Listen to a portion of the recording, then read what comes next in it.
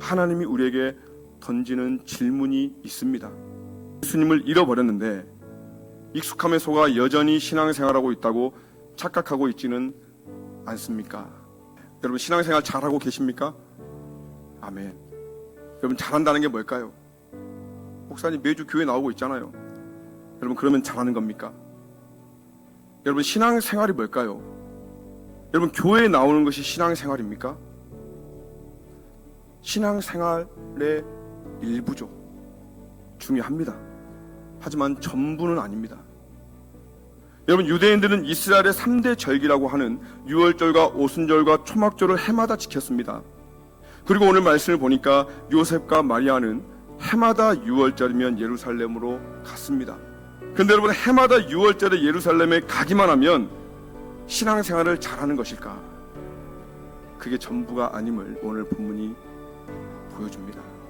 요셉과 마리아가 어느 때와 마찬가지로 이제 유월절이 되니 예루살렘에 갔어요. 그런데 그 과정 속에서 누구를 잃어버립니까? 예수님을 잃어버리죠. 이제 유월절 절기를 마치고 돌아가는데 아이 예수가 옆에 없었어요. 근데 문제가 뭐냐면요, 부모인 요셉과 마리아가 그걸 압니까 모릅니까? 몰랐어요. 그 부모는 이를 알지 못하고 성경은 얘기합니다. 잃어버렸는데 그 사실을 알지 못했다는 겁니다. 그리고 어떻게 생각했는가? 44절 보면요, 동행 중에 있는 줄로 생각했다. 동행 중에 있는 줄로 생각했다. 여러분, 이거 상당히 슬픈 말씀이에요. 뭡니까? 지금 내가 예수님과 동행하고 있지 않은데요, 동행하고 있다고 생각했다는 겁니다.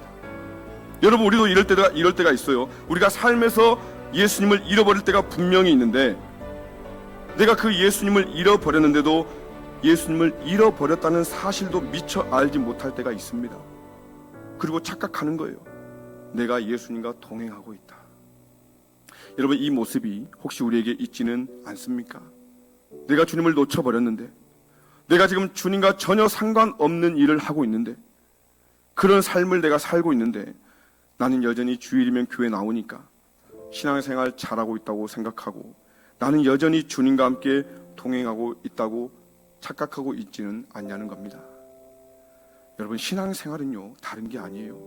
여러분, 우리의 신앙은 곧 예수님입니다. 예수님이 곧 우리의 신앙이죠.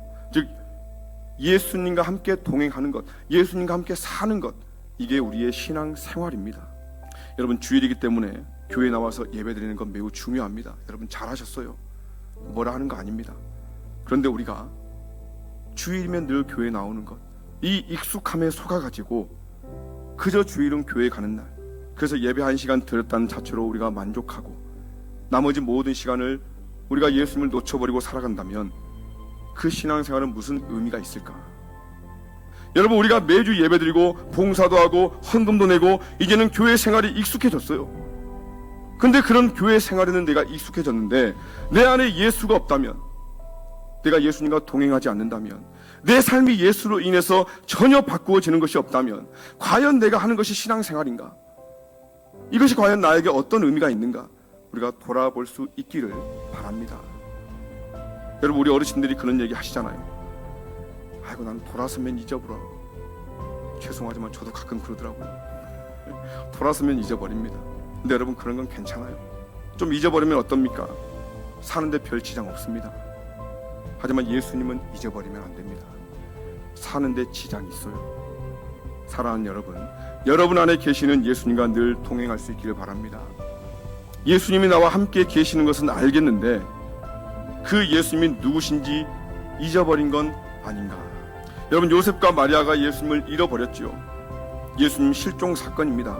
지금 그게 문제예요. 근데 가만히 보면은 그것만 잃어버린 게 아니에요. 또 하나의 실종 사건이 본문에 있습니다. 이제 요셉과 마리아가 예수님을 찾다가 예루살렘 성전에 가서 예수님을 찾습니다. 그리고 예수님께 묻습니다. 왜 여기 있었냐? 우리가 얼마나 걱정했는지 아냐? 우리가 근심하면서 너를 찾았다. 당연하죠. 12살 된 아들이 없어지니까 당연히 얼마나 근심하면서 찾았겠습니까? 근데 예수님이 뭐라고 말씀하시냐면은, 예수께서 이르시되 어찌하여 나를 찾으셨나이까? 알지 못하셨나이까 하시니.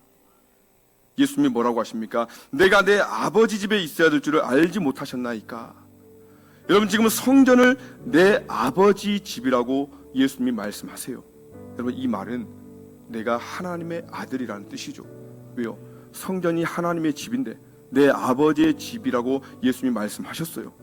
근데요, 그 말을 들은 부모의 반응이 놀랍습니다. 50절 말씀 봅니다. 그 부모가 그가 하신 말씀을 깨닫지 못하더라. 예수님이 그렇게 말씀하신 이유를 이해하지 못했다는 거예요. 여러분, 우리가 누가복음을 지금 계속해서 보고 있지요.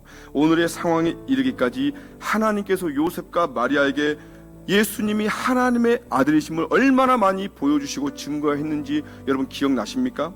계속해서 예수님이 하나님의 아들이심을 하나님이 확인시켜 주셨다는 겁니다. 예수님이 내가 내 아버지 집에 있어야 될 것을 알지 못하셨습니까? 내가 하나님의 아들이심을 알지 못합니까? 이렇게 대답했을 때 그 부모인 요셉과 마리아가 도대체 무슨 말을 하고 있는 건지 이해하지 못했다는 거예요. 여러분, 이 모습을 통해서 요셉과 마리아의 진짜 문제가 지금 폭로되는 겁니다.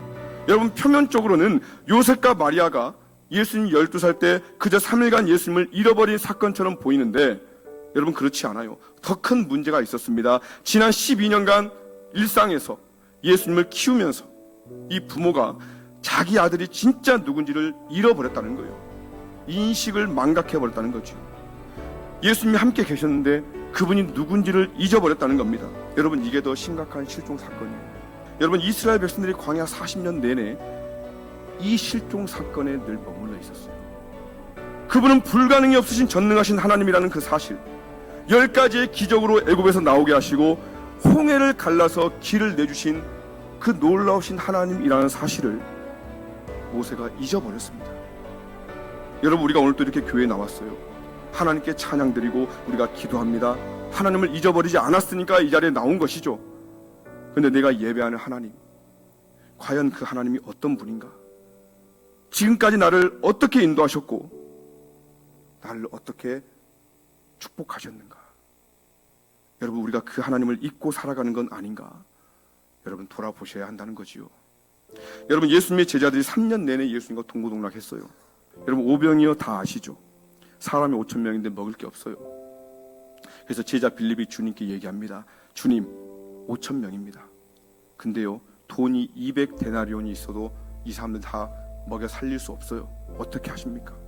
또 제자 안드레가 예수님께 옵니다. 주님, 볼떡 5개, 물고기 2마리, 아이가 도시락 하나 줬는데 이거 하나 가지고 이 사람 다 어떻게 먹여 살립니까?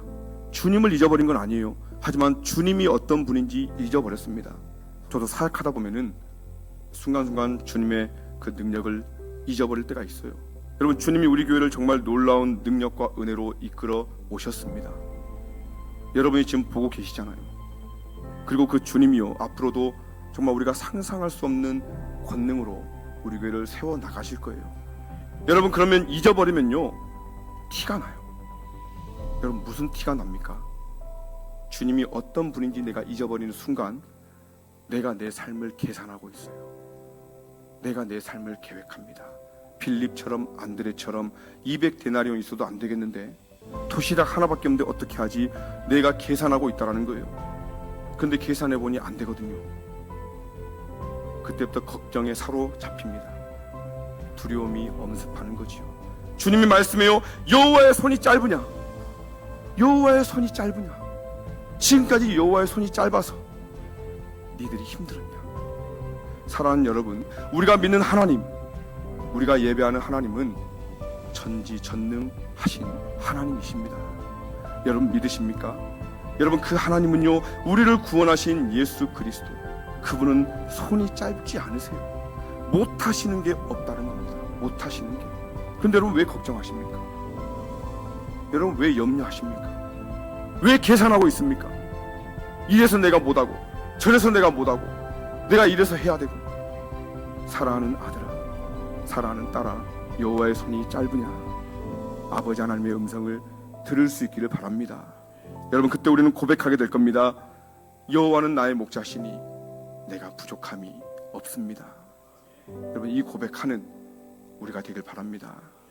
세 번째, 그러면 우리가 어떻게 예수님을 찾을 수 있는가? 잃어버린 예수님은 오직 아버지의 집에서 다시 찾을 수 있습니다. 여러분, 요셉과 마리아가 잃어버린 예수님을 어디서 찾았습니까? 성전에서 찾았지요. 성전에서 잃어버린 예수님을 찾았고요. 그리고 예수님이 어떤 분이셨는지 성전에서 다시 깨닫게 되었습니다. 그런데 예수님이 하신 말씀을 다시 보면은 좀 더 깊은 의미가 있음을 깨닫게 되는데요. 49절 봅니다. 예수께서 이르시되 어찌하여 나를 찾으셨나이까? 내가 내 아버지 집에 있어야 될 줄을 알지 못하셨나이까 하시니, 예수님이 내 아버지의 집이라고 합니다. 여러분, 먼저 아버지의 집에서 우리가 예수님을 찾을 수 있다는 겁니다.